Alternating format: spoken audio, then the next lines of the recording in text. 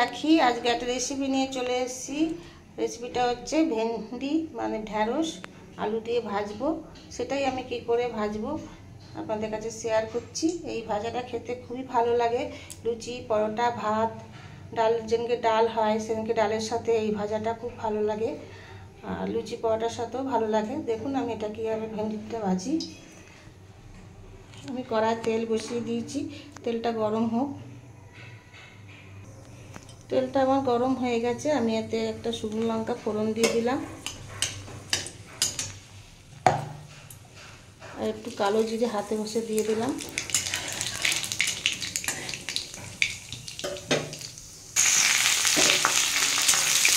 একটু পেঁয়াজ দিয়ে দিলাম।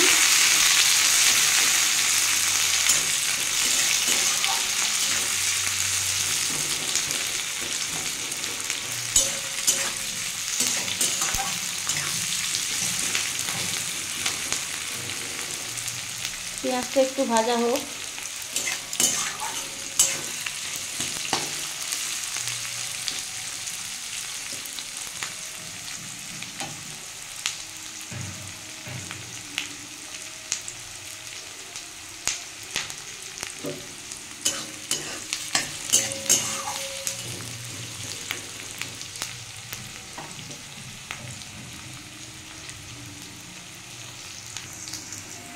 পেঁয়াজটা আমার অনেকটাই ভাজা হয়ে গেছে, এবং আমি এর মধ্যে আলুগুলো দিয়ে দেবো।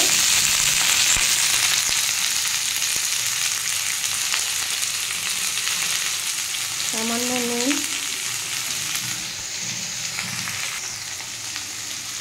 পরিমাণ মতো হলুদ, কয়েকটা কাঁচা লঙ্কা কয়েকটা কুচি করে দিয়েছি, আর কয়েকটা একটু বড় বড় রেখেছি।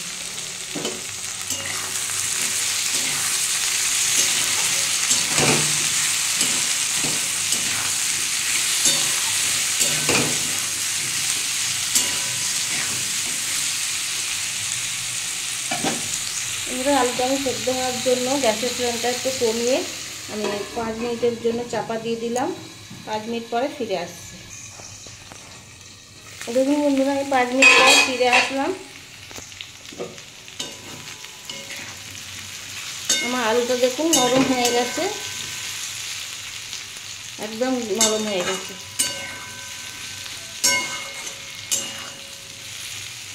এবার বন্ধুরা আমি ভেন্ডিগুলো দিয়ে দেবো।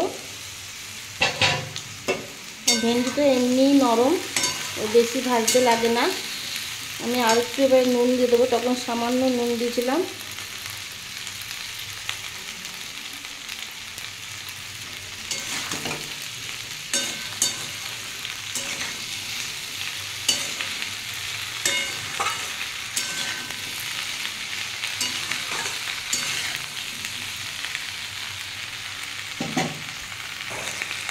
আমি এবারে সামান্য একটু জিরে গুঁড়ো,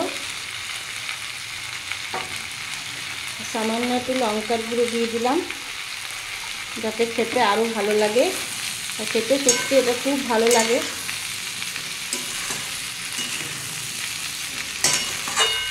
আমার তো ভালো লাগে, এবার আপনাদের ভালো লাগে কিনা বানিয়ে খেয়ে দেখবেন। আর গরমের দিনে একটু ভাজাভুজিও খেতে বেশ ভালোই লাগে।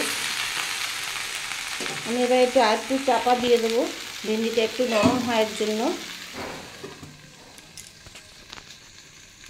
আমি কিছুক্ষণ পরে ফিরে আসছি।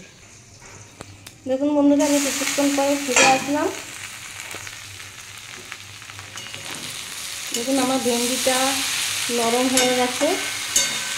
ভেন্ডি হতে এমনি সময় লাগে না।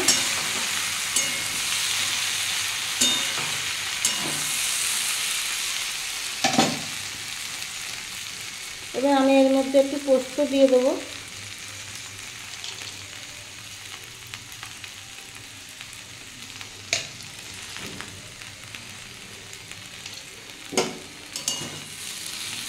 একটু ভালো করে নেড়ে নেবো।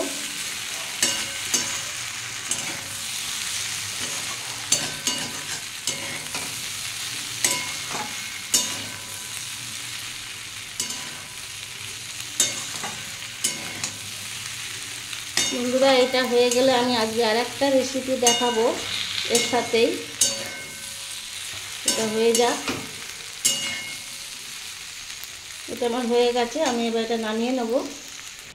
দেখুন বন্ধুরা, আমি আর একটা রেসিপি দেখাবো বলেছিলাম, সেটা হচ্ছে পাকা পটল ভাজা। এই পাকা পটল অনেকেই খেতে চায় না, কিন্তু আমাদের বাড়ির সবাই এত এটা ভালোবাসে, আমাদের পাকা পটল কিনে নিয়ে এসছে। সেটাই আমি ভাজবো, সেটাই আপনাদের কাছে শেয়ার করছি একটু। মানে খুবই ভালো লাগে খেতে, ভাজলে মিষ্টি মিষ্টি লাগে, আর ডালের সাথে খুবই ভালো লাগে, তাই জন্য একটু আমি শেয়ার করছি। আমি এদিকে তেলটা বসিয়ে দিয়েছি, তেলটা গরম হোক। দেখুন বন্ধুরা, তেলটা আমার গরম হয়ে গেছে।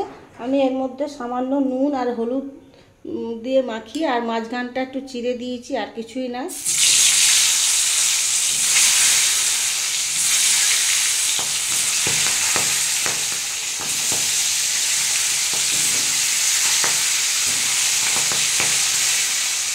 দিয়ে পটল যেমন ভাজে ওরকম শুধু ভাজবো, কিন্তু খেতে অসাধারণ লাগে। জানি না আপনাদের কার খেতে ভালো লাগে, আমাদের বাড়ির সবাই খুব ভালোবাসে পাকা পটল ভাজা। আমার মেয়ে তো খুবই ভালোবাসে, কিন্তু মেয়ে তো এখানে নেই।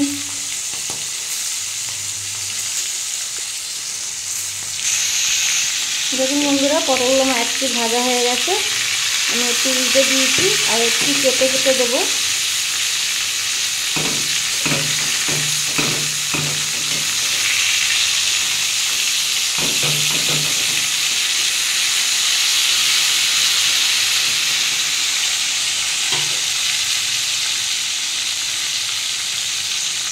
দেখুন বন্ধুরা, এটা আমার হয়ে এসছে। কারোর যদি এরকম পটল ভাজা খেতে ভালো লাগে কমেন্ট করে জানাবেন যে আমার মতো কে কে কারণ পাকা পটল ভাজা খেতে ভালোবাসে। আমার খুব দারুণ লাগে।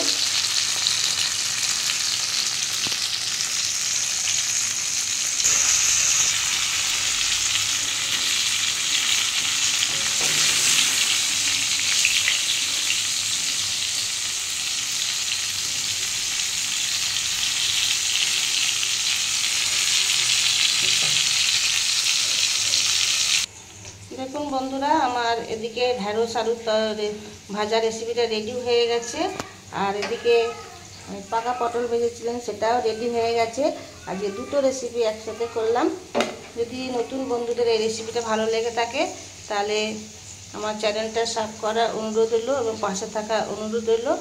আর নতুন পুরনো সবাইকে অনেক অনেক ভালোবাসা জানিয়ে আমি আমার এই রেসিপির ভিডিওটা এখানেই শেষ করলাম। গরম পড়েছে, সবারই শরীর খারাপ হচ্ছে, সাবধানে থাকবেন। আসি, টাটা, দেখা হবে পরের একটা এপিসোডে।